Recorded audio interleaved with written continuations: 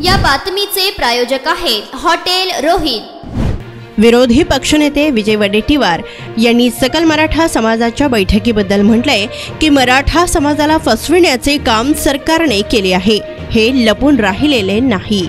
जुन्या चुका परत करून समाजाला न टिकणारं आरक्षण दिलं आहे असा मराठा समाजाचा समज झालाय किंवा त्यांना कळून चुकलंय। तोच रोष समाजाचा सत्ताधाऱ्यांच्या विरोधात असून मतदारांवर डोळा ठेवून असे निर्णय घेऊन असे उद्योग यापूर्वी या सरकारने केलेले आहेत। आमची मराठा समाजाला विनंती आहे की असे उमेदवार उभे करण्यापेक्षा जो मराठा समाजासाठी आडवा येतोय त्याला आडवा करण्यासाठी निवडणुकीत मतदान करावं। उमेदवार उभे करणं मनातील राग काढण्यासाठी लोकशाहीसाठी करणं योग्य राहणार नाही असं मला वाटतं, असे यावेळी विजय वडेट्टीवार यांनी म्हटले। त्यानंतर भाजपच्या युवा मेळाव्याबद्दलही ते बोलले की लोकांनी वेठीस धरून खासगी गाड्या किरायाने करून मेळावा केला तर कार्यकर्त्यांना बळ देणार असतो की लोकांना वेठीस धरणार असतो हे मतदानातून कळेल।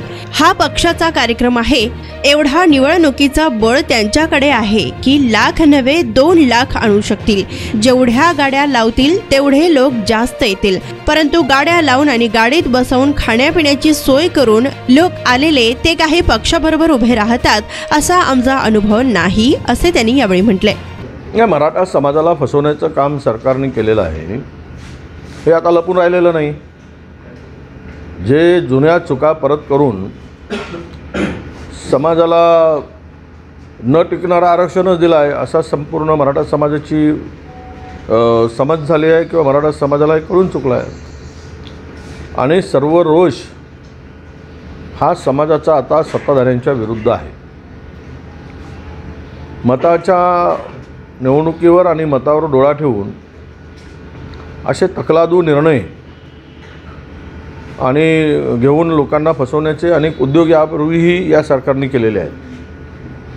जर हा असा निर्णय मराठा समाजाने घेतला असेल तर आमची मराठा समाजाला विनंती असणार आहे, तुम्ही अशा पद्धतीनं उमेदवार उभे करण्यापेक्षा जो मराठा समाजाच्यासाठी आडवा येतो आहे त्याला आडवा करण्यासाठी मतदान करा, एवढं समाजाने करावं, त्याला आडवं करावं निवडणुकीत।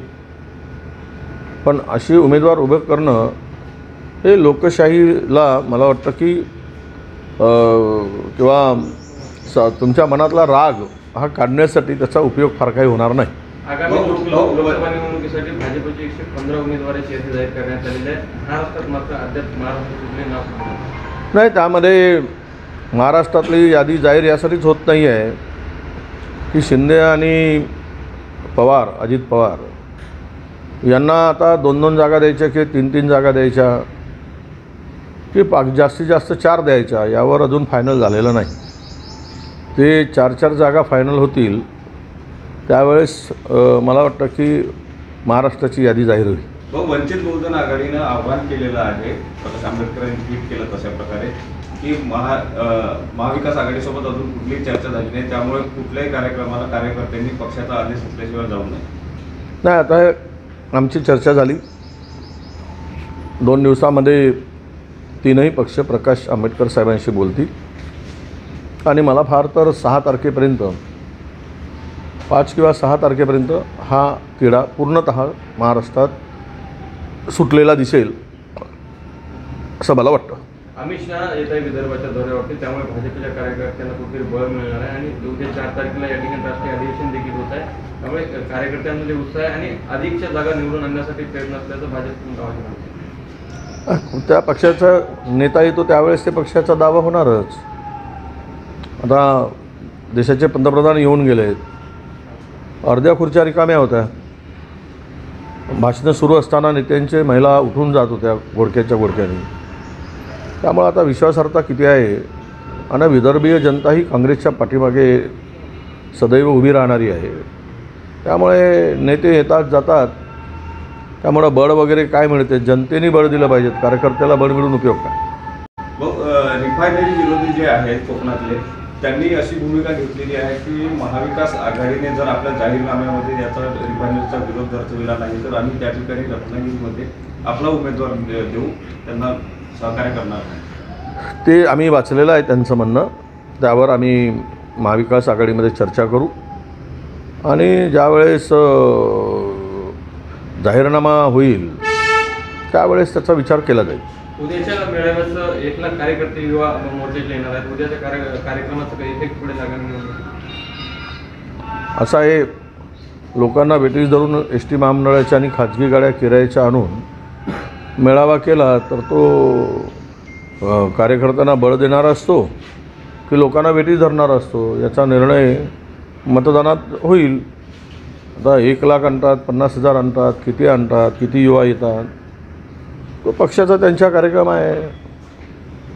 जेवढा निवडणूक फंड त्यांच्याकडे आहे ते लाख काय 2 लाख काही आणू शकतील. माणसं आणायला काय, जेवढ्या गाड्या जास्त लावतील तेवढे लोक जास्त येतील. पण ते गाड्या लावून आणि गाडीत बसवून खाण्यापिण्याची सोय करून लोक आलेले हे काही पक्षाबरोबर मजबूतीनं उभे राहतात असा आमचा अनुभव नाही आहे. आमदार संजय गायकवाडनी त्या मुलाला जो व्हिडिओ व्हायरल झाला त्या मुलाला मारहाणीची कबुली दिली आहे, मात्र अद्याप त्याच्यावरती कुठली कारवाई झाली. कोणी? आमदार गायकवाड. आमदार गायकवाडांनी एका मुलांना मारहाण केल्याचा एक व्हिडिओ व्हायरल झाला होता आणि वागणुकीबद्दल ते वादग्रस्त आणि जमिनी संदर्भातील वादामध्ये आहे. मात्र त्या मुलाला मारहाणीत त्यांनी कबूल दिली आहे, मात्र कारवाई झाली नाही. असं आहे की कारवाई करणं हे पोलिसांचं काम आहे. सरकार कुणावर कारवाई करते? बेताल वक्तव्य करणाऱ्यावर कारवाई करते का? गुंडांना संरक्षण देणाऱ्यावर कारवाई होते काय? आता राज्यातील प्रमुखांच्याकडे उपप्रमुखाकडे सर्रास गुंड येऊन आरती करतात, गणपतीची मंत्रालयात फिरतात, रील काढतात, खून करतात, बेताल वक्तव्य करतात, महिलांचा अपमान होईल असं वक्तव्य करतात, माईकवरून जिवंत ठार मारण्याची धमकी देतात, तुला चोप दिल्याशिवाय राहणार नाही असंही वक्तव्य करतात.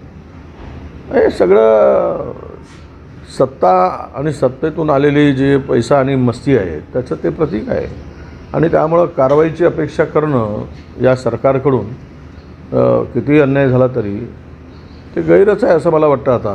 कारण या सरकारची एकूणच परिस्थिती, एकाने कारवाई करायला सुरुवात केली की दुसरा फोन करतो, थांबवतो, आणि दुसऱ्यांनी फोन केला की तो थांबतो, मग तिसऱ्याचा फोन येतो, तुम्ही कारवाई करा.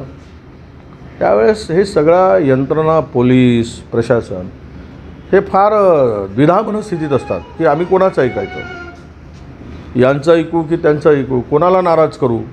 यामुळं राज्य पूर्णतः कायदा सुव्यवस्था असेल किंवा जनतेची कामं असतील किंवा न्याय, जिथे न्यायाची अपेक्षा असेल तिथे हे राज्य आता कुठेही लोकांच्या उपयोगी पडेल असं राहिलेलं नाही. धन्यवाद.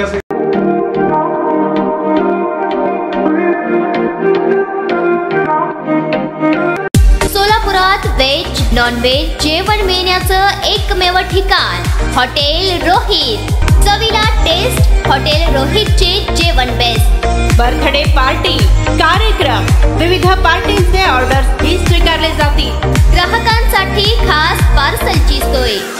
आमचा पत्ता हॉटेल रोहित, 7 रस्ता अपोजिट कारीगर पेट्रोल पंप, सोलापूर.